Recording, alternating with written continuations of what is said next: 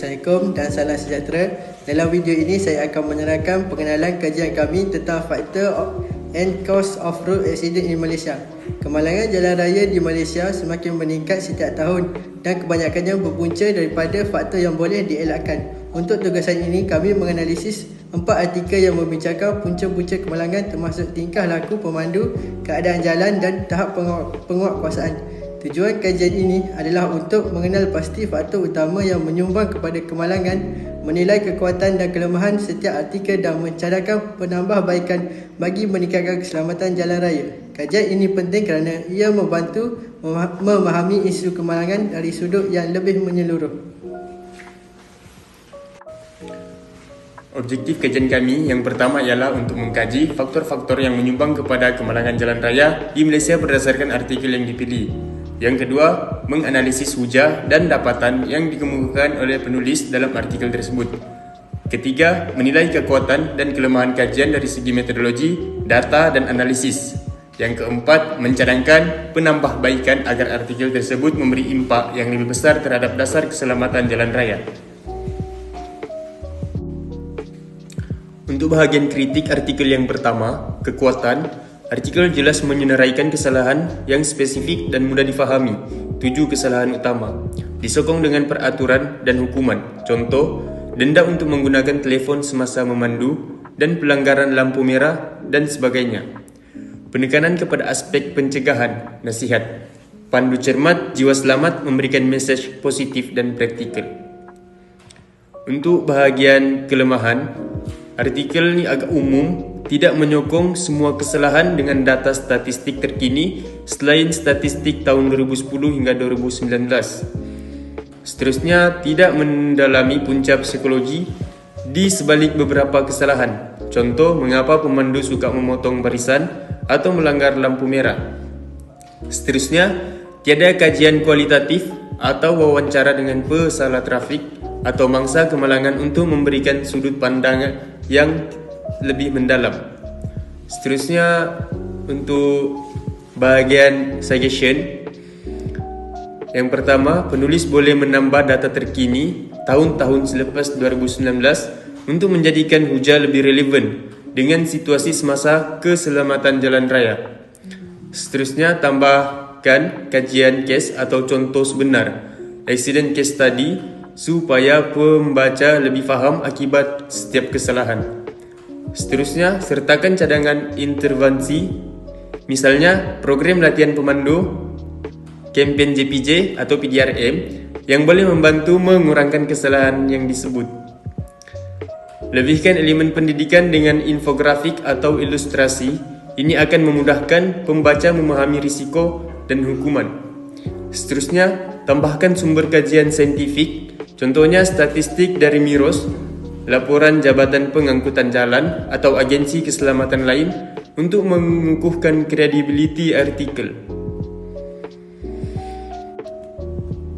Untuk video kali ini, saya akan menjelaskan mengenai artikel yang kedua, iaitu kekuatan. Artikel ini yang pertama adalah kejelasan. Artikel ditulis dalam bahasa yang mudah dan terus terang, memudahkan orang awam untuk memahaminya.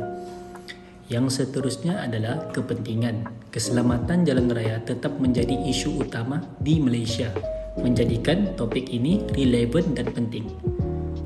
Yang ketiga adalah kelengkapan, meliputi pelbagai punca, manusia, mekanikal dan persekitaran, memberikan gambaran menyeluruh tentang isu ini. Yang seterusnya adalah kelemahan, kekurangan data dan bukti. Artikel kurang menyertakan bukti statistik atau data terkini daripada sumber seperti JPJ, PDRM atau MIROS untuk menyokong kenyataan. Yang kedua ialah tiada rujukan kajian akademik, bergantung pada penerangan umum tanpa merujuk kajian atau laporan yang dipercayai. Kelemahan yang ketiga adalah kedalaman analisis terhad. Punca disebut secara ringkas tanpa perbincangan mendalam tentang interaksi mereka atau sumbangan relatif terhadap kemalangan. Yang terakhir sekali adalah cadangan. Cadangan yang pertama adalah gunakan sokongan akademik, rujuk kajian semakan rakan sebaya tentang tingkah laku jalan raya, psikologi, kesilapan manusia atau teknologi keselamatan dan kenderaan. Yang kedua adalah sediakan kajian kes. Masukkan contoh ringkas kemalangan besar di Malaysia untuk menggambarkan akibat dan pengajaran yang diperoleh. Dan akhir sekali, cadangan yang terakhir adalah bincangkan langkah pencegahan secara mendalam. Artikel boleh membincangkan bagaimana pendidikan, penguatkuasaan dan kejuruteraan digabungkan dalam pendekatan 3E, Education, Enforcement, Engineering. Okey, untuk artikel 3 bagi kritikan dan cadangan. Yang pertama, kekuatan. Topik penting dan relevan mengenai kemalangan jalan raya. Yang kedua, menggunakan kaedah kuantitatif yang sesuai seperti kolerasi ANOVA dan sebagainya. Yang ketiga, meneliti pelbagai aspek sikap pemandu, emosi, personaliti, motivasi. Cadangan praktikal latihan, teknologi dan penguatkuasaan undang-undang. Dia punya kelemahan pula, sampel hanya daripada Melaka, tidak mewakili seluruh Malaysia. Soal selidik kendiri mungkin mengandungi bias. Kajian bersilang cross-sectional tidak dapat menegaskan sebab akibat. Faktor luaran seperti keadaan jalan, cuaca dan kenderaan tidak dikawal. Okey, bagi cadangan pula, jalankan kajian latitude untuk menjejaki perubahan sikap dan kesannya terhadap kemalangan. Sertakan faktor luaran seperti keadaan jalan, cuaca dan penguatkuasaan undang-undang. Gunakan kaedah campuran soal selidik dan temu bual untuk mendapat maklumat lebih mendalam. Padankan dengan data sebenar seperti rekod polis, JPJ untuk pengesahan. Yang terakhir, uji keberkesanan interaksi seperti kursus penemuan defensis. Kembangkan kajian ke negeri-negeri lain untuk membandingkan penemuan. Kritik kekuatan dia adalah artikel ini menggunakan 10 tahun statistik data mengikut cara yang betul, trend yang betul dan pattern yang betul. Kemudian ketika isu ini mengikut efek polisi dan discussion making. Kemudian road safety mengikut kajian yang betul juga. Weakness dia iaitu kelemahan 46% report artikel ini tidak sahih ataupun tidak mengikut survey yang dijalankan. Kemudian tidak explore lebih yang mendalam dengan secara individu ataupun interview. Nama baikan artikel 4 ini adalah dalam kualitatif data dengan cara interview ataupun fokus group dengan driver ataupun motorcyclist dalam isu faktor accident ini. Kemudian membuat data dengan kesahihan yang betul mengikut fakta kajian yang betul. Kemudian geographic analysis, membuat analisis berdasarkan peperiksaan ataupun trends di sesuatu tempat.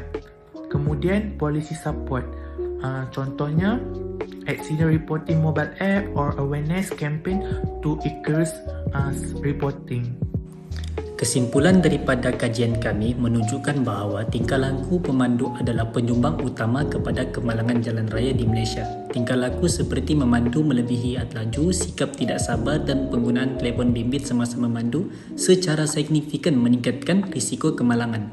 Walau bagaimanapun, faktor lain seperti reka bentuk jalan, pencahayaan yang tidak mencukupi dan penguatkuasaan undang-undang yang tidak konsisten juga memainkan peranan penting dalam keselamatan jalan raya.